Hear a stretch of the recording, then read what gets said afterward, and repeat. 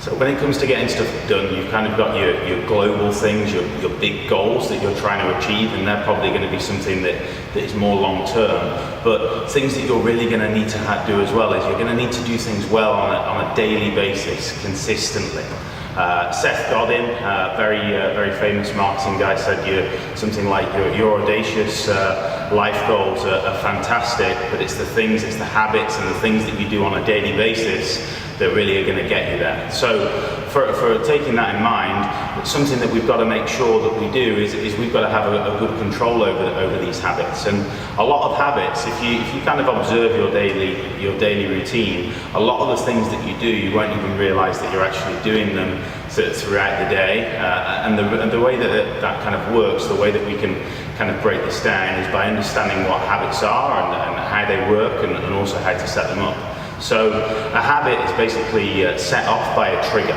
So this is something that kind of initiates the behaviour, which is going to then cause you to take an action. So a trigger might be, for example, if you're thirsty, you're going to feel the parched mouth, you're going to feel a little bit dehydrated, you're therefore going to look to go and get a drink of water, and afterwards the parched feeling is going to go, you're going to feel a little bit better. So just breaking that down, we had the trigger at the start, the parched mouth, we then had the routine, drinking water, and then we had the reward of feeling better afterwards. So that's just one example there of a routine and kind of a habit that is instilled. Everyone has that habit. Obviously, we all drink water.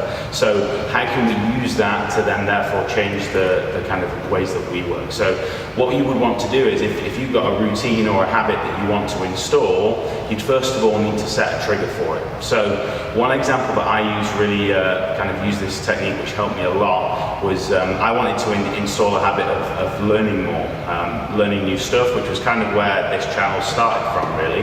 And the way that I did that, I figured that I had a lot of free time. I had a lot of time when I was in the car, which I wasn't really using very much. The rest of my day was really crammed full, so I didn't have that much time in those periods to kind of learn new stuff, because I was going for meetings, business development, managing my team. But that time in the car, that kind of 35-40 minutes that I had every day, I realized I could utilize. So I installed a trigger, which was turning the car key on and the ignition starting.